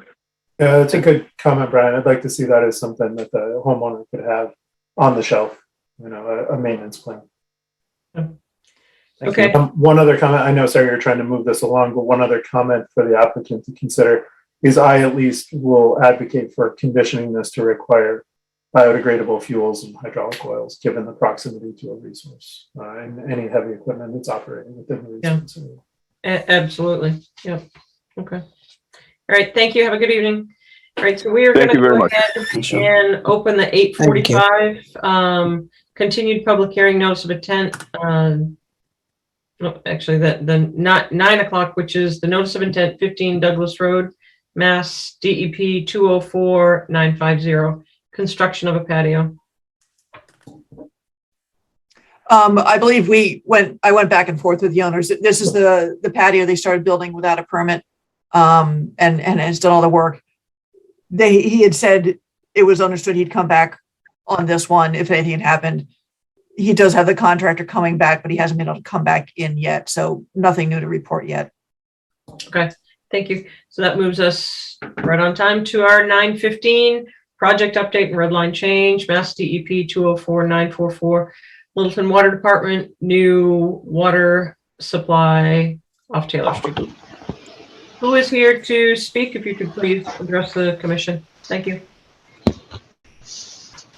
Oh, and before we get started on this, I'm sorry.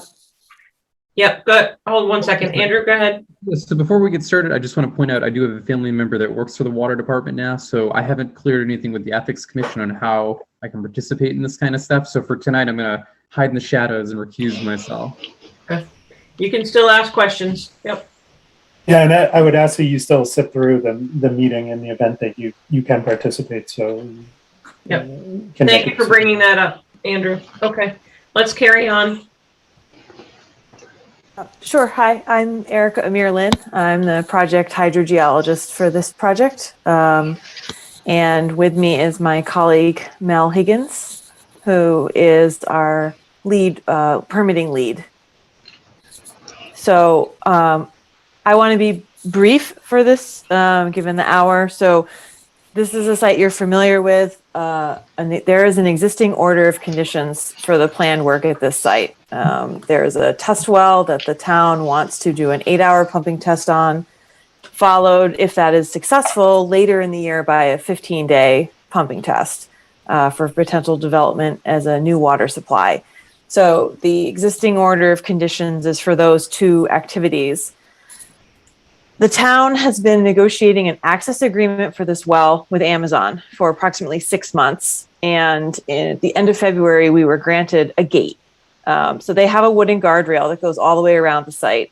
And they granted us one access point through this wooden guardrail, built us a gate. And the access agreement is to be able to reach the well site, which is in a forested upland we need to traverse the edge of their property and enter the woods. So this has been in negotiation for a very long time. And the rear part of the lot, they do driver training. So originally we thought we would access the lot at the back, which would give us almost direct access to the well site. Now we have to access from the front near the commuter lot. I have a plan if people would like to see that. So yes, please. I think that would be helpful, Erica. Okay. Yep. So let me show you the, this is the plot plan. Share my screen.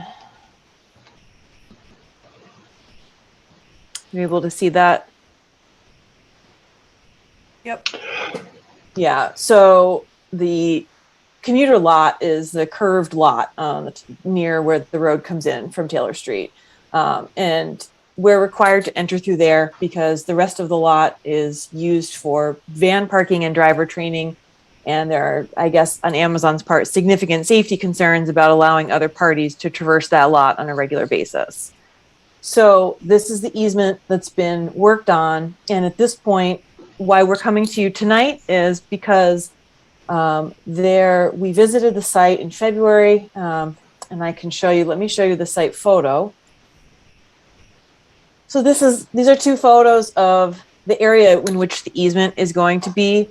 The issue here is that this ground is just grass. It's not set up to allow trucks and other vehicles to traverse it without damaging the ground.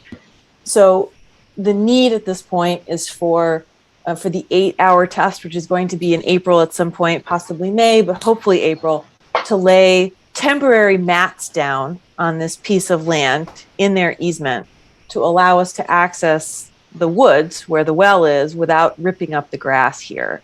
And we're hoping to be able to do this as an amendment to the existing order of conditions, because the permanent road will be under a separate request. So that is something that we would be coming back to you for separately, because the 8-hour test may not prove out. They may not take this site any further than that if it's not successful. But if they're going to do a 15-day test later in the year, then we would be coming back to discuss, permanent access here, which would be different than temporary mats that would be laid and then removed.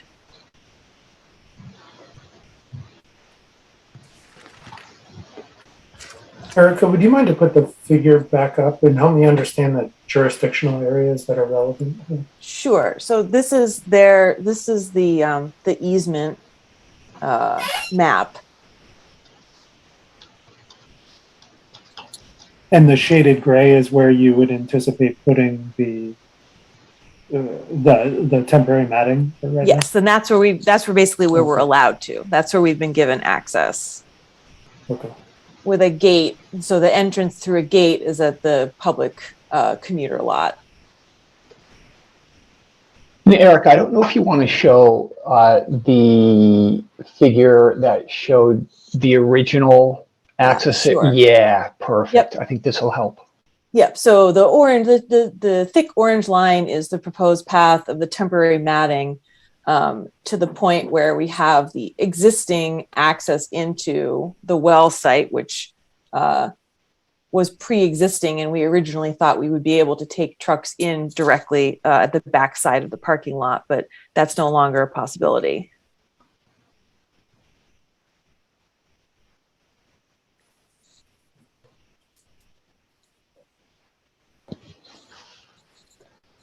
So I think the reason for us coming here tonight is twofold. One is we wanted to get guidance on how to get acceptance for this new access pathway. It's in the buffer zone. And as Erica said, it's just going to be temporary in nature. So that's the first thing that we're looking for. And then we'll discuss the second item after. Maybe there's a little more clarity on what the Conservation Commission might request from us. Mr. Higgins, can you speak to the length of these sections of mat in terms of this area? I may have missed that in the beginning and apologize. So the total length of area that is to be matted is around 1,000 feet. And the mats come in sections. I'm not sure. I think these mats will be probably in 20-foot sections. And how long do you anticipate your setup and after testing removal will take place? We see the mats being down for about 2 weeks. So that's enough time to install them, go in, secure this, get the site secured and ready for the 8-hour test, complete the test, and then deinstall the mats. You had to put them back in for the 15-day? So the potentially, yes, but I think the thinking at this point is if this looks successful enough for a 15-day, then there would be a discussion to be had about putting in the permanent access at that point. And that's our second part of the discussion for tonight is if we're going to move forward with the permanent access after the 8-hour, the process that we should use with the Conservation Commission. Could that be done under an amendment? Would we have to file a new notice of intent? If we do have to do that, would we have to close out the existing order of conditions? So we're thinking about that as our second point of looking for guidance tonight. Yeah, we're sort of hoping that, we rather than making any assumptions, we'd rather hear how you folks see us moving forward most successfully here. To be clear, I'm a little confused about what the issue is with accessing the area through the parking lot. And I mean, if Amazon requires the town to buy a substantial insurance policy, I'm still not sure how that's more expensive than putting down 1,000 feet of matting. Can you help me understand their reservations? Because it looks to me like you've got a paved route that could go on the perimeter of the parking lot and get you right to where you want to be. Yeah, and I know you can't speak for them, but I'm trying to understand what the issue is here. My understanding is that there is a lot of traffic in this northern back area of the parking lot, which is where we originally had planned on accessing the site.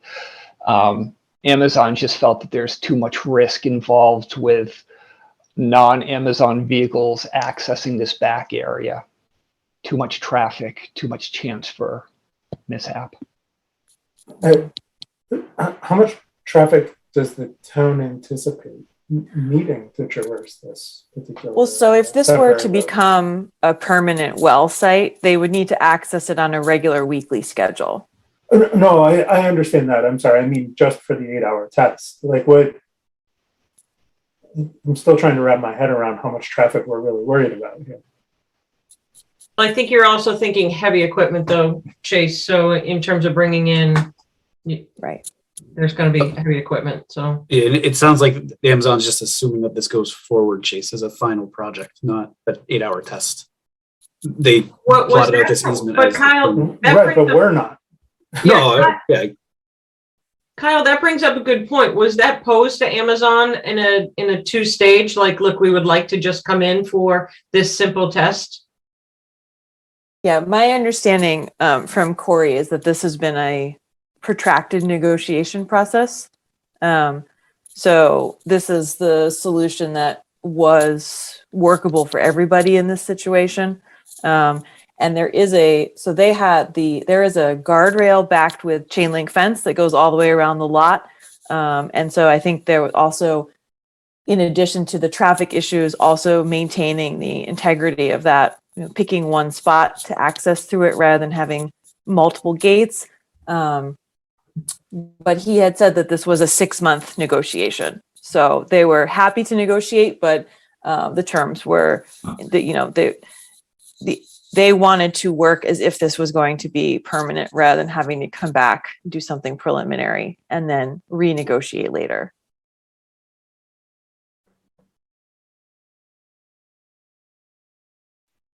So let's circle back. So we have 2 questions that are on the table. So I think I would ask the commission members what their thoughts are in terms of keeping it as 2 separate tracks, or to try and look at this conceptually as a longer test as well. I know I don't feel comfortable leaving all those mats down for a prolonged time. So after the 8-hour, I would like to have them come back up. I think we would do too much damage with the weight of those. May I speak to that for a second, Sarah? Sure. Yeah, so the mats, just financially, the mats would not be left for a protracted period of time. So the intention is always to put them in for no more than a couple of weeks and then remove them. So even if they were to be replaced later, there would be an interval of several months between those placements. Super, thank you. Yep. Can I ask a follow-on question to that? Has the town contemplated reseeding that area with an appropriate wetland mix? I note that you're within the 50-foot in some areas, and I think 2 weeks down is enough to kill what's there, and especially in the heat of the summer. So yes, it's with the understanding that once the mats are removed, that there would be loaming and seeding as required, once we see it.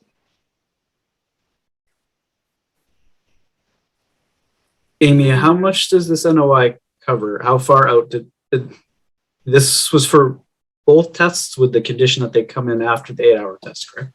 Right, exactly.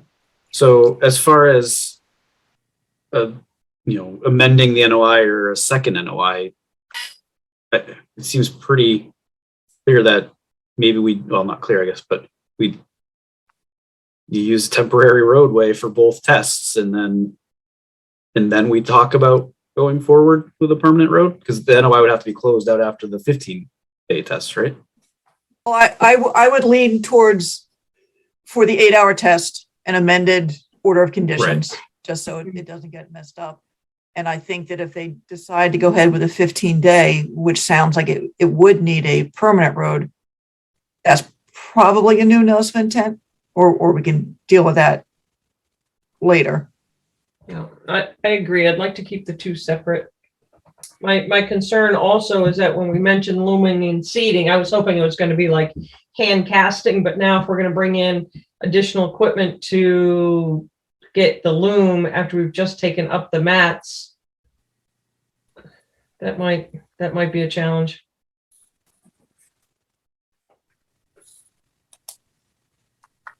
We'd have to talk about what vehicles, soft tracks would be allowed in there.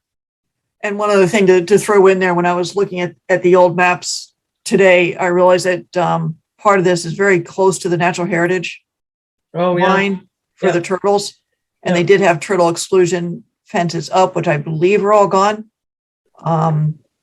So I think Weston Sampson should check where that line is and have a discussion with natural heritage. Amy, I actually had a question on that. I reviewed the MISA response that originally went with the notice of intent. It was submitted at the same time. And I also looked at the order of the conditions, and I didn't see in either of those anything about turtle fences. Was that in a MISA response? It's on the plans, I believe. Okay. And I can't remember how much they did pull the pavement back in certain areas. Okay. So this is part of. There may have been two responses because there were two configurations originally. So is this? So are you folks talking about the Amazon project? Right. Gotcha. Okay. I'm sorry. I was just looking at those are the documents you want to look at, or the Amazon. Thank you. Thank you. Okay. I mean, I think broadly speaking, if they went through the things that we've noted in terms of committing to loaming and seeding this, providing us with information about how they would go about doing that, addressing the natural heritage issues, I can see this as a red line change, particularly because we already have the amendment we already have the waiver in place that finds this to be in the public interest. And so I'm comfortable enough with it, but it's pushing the boundary of a red line change. well, what is, Erica, what is the time frame for this in a perfect world? In a perfect world, we'd like to do the 8-hour test in April. Probably not the first week of April at this point, just given how busy all of our contractors are. But, the goal would be to do both tests this year. And since we would be targeting the end of the summer for the 15-day, that means we'd like to do the 8-hour in April to give us enough time to prepare the state submittals for the 15-day. I'd be curious, and it's been a while since I've been out there, but I would be curious the stability of the soil at the beginning of April with those mats. I'm not sure where we're at in terms of how deep the frost is now and such, because that's really just a couple weeks away. Mm-hmm. Yeah, I mean that's sort of the best possible timeline for us. Right. It might not be the best possible timeline for the ground, though. Right. Especially if we have a wet spring. I really don't have a problem with the project. I have a little bit of problem with the timing and the impact of the ground. Mm-hmm. What would be a more comfortable timeline for you? Well, I think we'd have to predict the weather, I think, a little bit, but I'd want to know that you have some growth that has even marginally started on that grass.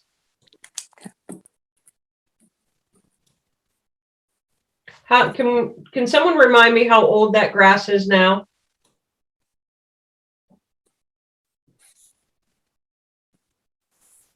Erica, would you mind to flip to your side photos there? Not to the- Pardon me, I didn't hear you. I asked Erica if she would flip to our site photos. Real quick. Yeah. This one here. Oh, it's snowing. Great. Never mind. Yeah. No problem. It's when was that first round of sampling, Amy, that we just talked about with the water? That June of last year. So sometime before June, they Right. probably stabilized the soil around there. Was a certificate of compliance issued? I believe so, yes, for both pieces of it. Okay. Yep.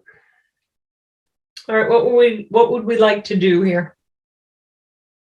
Looking at this photo, I'd like to ask one more question of the applicant, Sarah. Sorry. Those trees, Erica and Mel, are they staying in place and you're aligning the road between the woodlands and the trees? Yeah. Or are you taking out the trees? We would not. We have no intention of touching the trees. Okay. Does the commission feel it necessary for a quick walk if someone has a chance to go with someone out there? Just to see the 1,000 feet? We walked 1,000 feet, didn't we? So, I mean, that's what I recall. We pretty much walked exactly what they're proposing. It's we had to level, park flat, here. vegetated ground.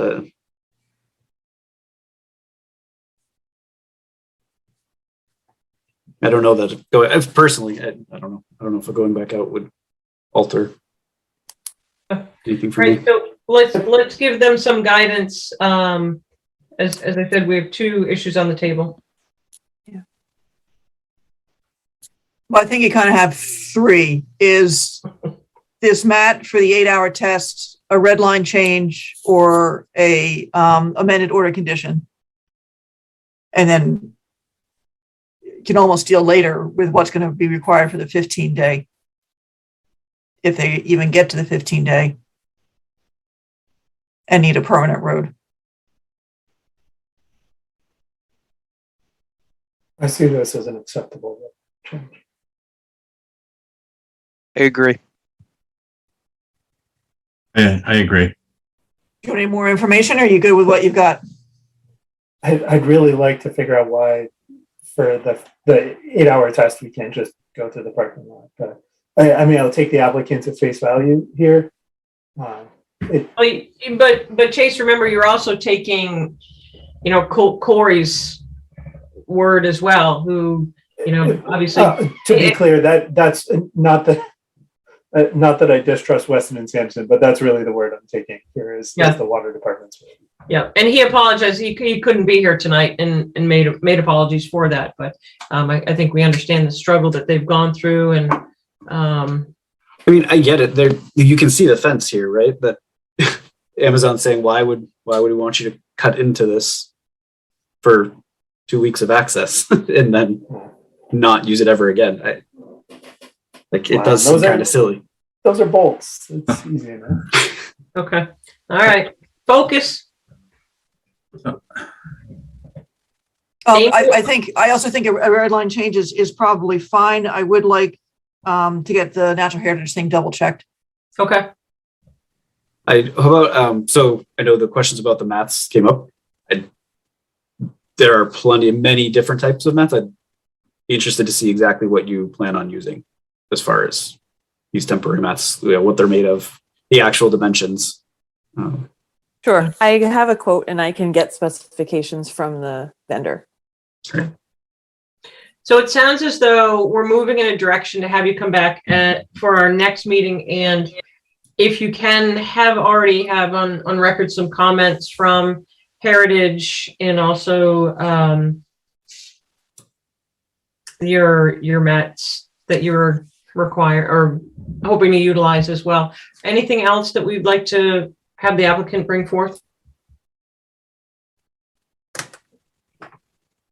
Because I will also point out that the next meeting is April 12th, so you're already pushing them out. towards the end of April anyway. So we do ask that if you can, so if the meeting is on the 12th, that we really would like to have any information that you want us to review in Amy's hands really by the Wednesday before the 12th. Wednesday or Thursday before. So with your permission, we're going to go ahead and extend you to April 12th. Sarah, do you think we could also ask Amy to reach out to Corey just to make sure everybody understands that this is specific to the 8-hour test, not to the road itself and everything? I want to make sure that's abundantly clear that, you know, this is. It's the road would be a different matter. Fantastic reminder, and the minutes will certainly note that as well. But I think it is certainly through the applicant that was heard loud and clear that this is just the first step. And I would ask that Eric or Mel submit a letter requesting a red line change with all this information in it. This was a little bit informal right now, so I just need, you know, something official to stick in the files. Absolutely. You just, you know, write a letter, throw in these plans, whatever other stuff you have. I would hope that you would also articulate the commitment to revegetating and so on. Okay. Anyone else have any other questions? I was wondering, would it behoove someone to talk? Who is the representative for Amazon that did this? That represented Amazon? I do not know. Oh, Amy, who? I would have no idea, although I can almost guarantee you Corey would have had no interest in paying for this extra work if he didn't have to. Yeah. So I hear all of our frustration. I think we see this, but I don't think, you know, we have to take it for face value that we need to keep going and help the applicant. And I'll double check with Corey. I have a conversation with him.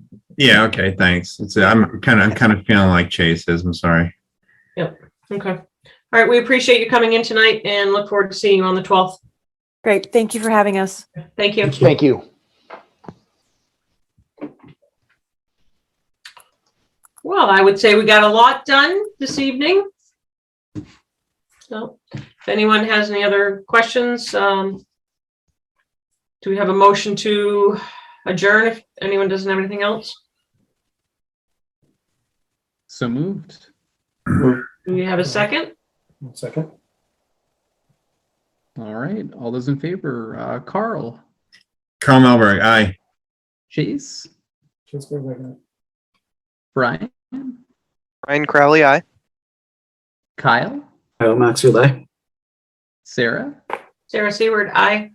Myself, aye. It's unanimous. All right. We are adjourned at 9:42. All right. Thank you.